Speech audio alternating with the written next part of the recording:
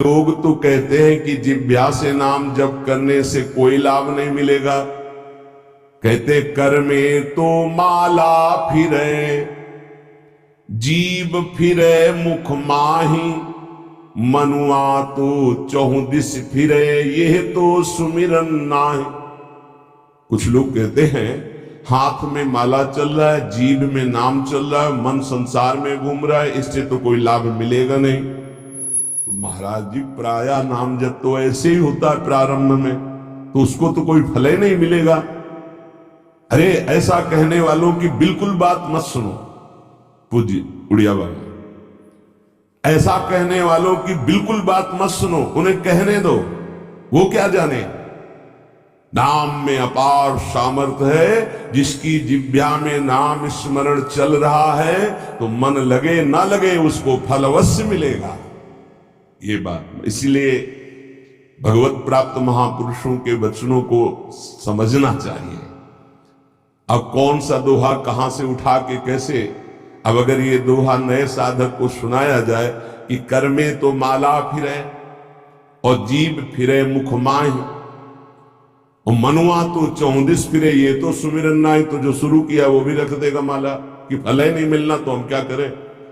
पूज्य राधा बाबा, तुम चिंता मत करो, तुम मशीन की तरह जीभ से शुरू करो राधा कृष्ण राधा कृष्ण राधा कृष्ण राधा, बाबा के वचन, फिर तुम देख लेना। गोस्वामी जी कह रहे तुम चिंता मत करो। राम नाम मणिदीप धर जीह देहरी द्वार, तुलसी भीतर बाहरो जो चाह सुधिया। हमको वो बात समझनी है जो बड़े बड़े महापुरुष कह रहे हैं। ऐसे लोगों की बात देखो, बाबा ने पहला शब्द उत्तर में ऐसे कहने वालों की बिल्कुल बात मत सुनो, उन्हें कहने दो, वो क्या जाने नाम में कितनी अपार सामर्थ्य है।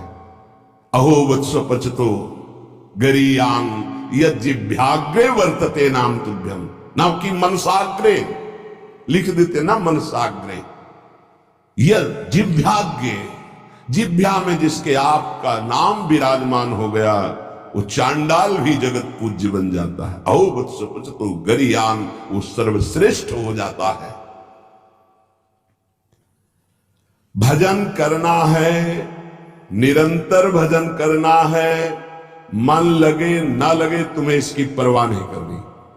जो तुम्हारी जिह्वा से नाम निकल रहा है वो फल दे के रहेगा, ये बैठा लो हृदय में। केवल जिह्वा से तुम भजन करना प्रारंभ करो, फिर देखना मन लगने की बात जाने दो, मन नाममय हो जाएगा, अपने आप नाममय हो जाएगा। जब हम अधिक समय तक विषय चिंतन करते हैं तो मन विषयमय हो जाता है। जब अधिक समय तक हम नाम जपते हैं तो मन नाममय हो जाता है।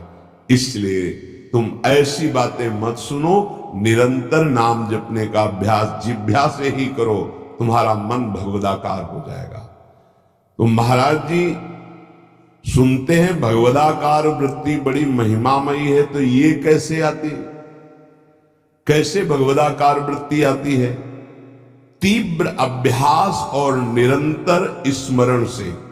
जब क्षण क्षण में वृत्ति हमारी भोगों की तरफ जाती है, उस वृत्ति को हटाकर हम नाम में लगाते हैं तो नामाकार वृत्ति, एक एक वृत्ति जब नाम में लगने लगती, नामाकार वृत्ति प्रभु के रूप में लगने लगती तो भगवदाकार वृत्ति, तत्व चिंतन में लगती है तो ब्रह्माकार वृत्ति।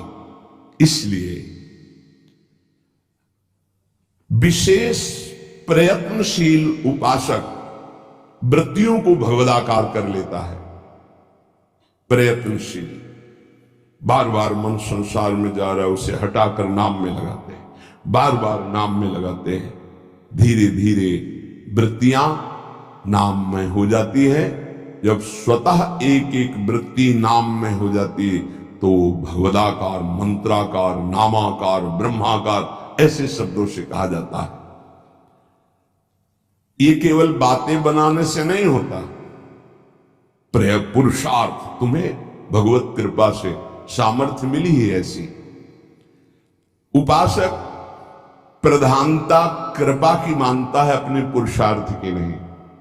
पूरा प्रयास करके भगवदाकार वृत्ति का, और फिर उसमें देखता है कि बड़ी कृपा है, ये जो पुरुषार्थ हो रहा है ये गुरु कृपा से हो रहा है, ये भगवत कृपा से हो रहा है।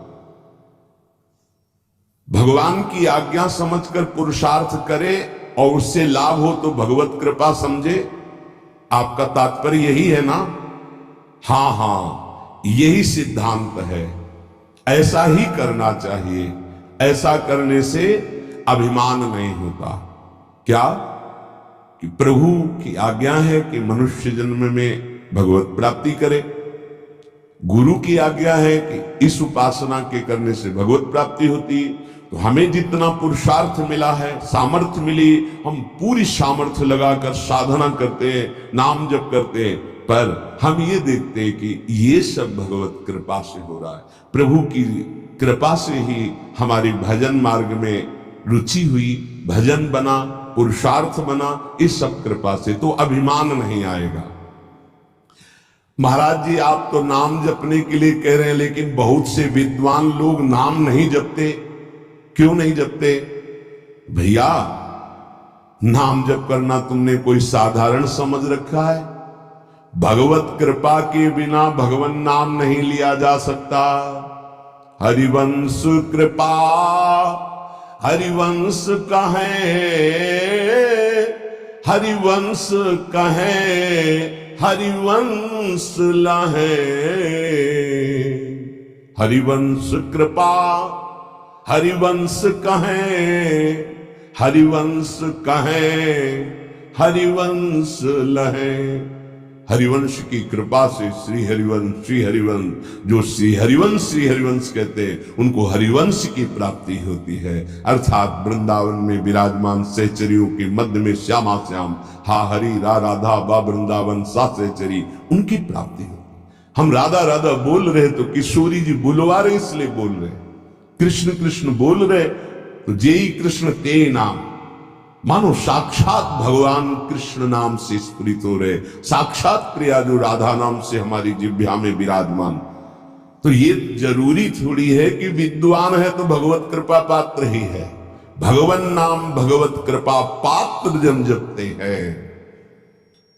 भगवत कृपा के बिना नाम नहीं निकल सकता जिह्वा से। तो क्या एक उपासक अन्य नामों को जप सकता है? अन्य नामों का कीर्तन कर सकता है? अन्य रूपों का पूजन कर सकता है? एक उपासक जो किसी एक उपास्य देव में है, वो बहुत से उपास्य देवों की पूजा या नाम कीर्तन या नाम जप कर सकता है अच्छी तरह। उत्तर अच्छी तरह कर सकता है, परंतु ये साधारण भक्ति में, गौड़ी भक्ति में, वैधि भक्ति में, अनुरागात्मिका भक्ति में नहीं। बाबा उत्तर दे रहे। तो जब हम वृंदावन की भूमि से भक्ति की बात करते थे, प्रेम भक्ति, प्रेम लक्षणा भक्ति की बात, इसीलिए रसना कटो जो अनरटो निरखी अनफुटो नैन, श्रवण फुटो जो अनसुनो श्री राधा जस बैन। जैसे प्रश्न करते हैं एकांतिक में कुछ भक्त उपासक कि हम तो अमुक अमुक अमुक अमुक बहुत भगवान विराजमान किए हैं, तो सब भगवान के स्वरूप हैं, आप मना क्यों करते हो? नहीं, मना नहीं है।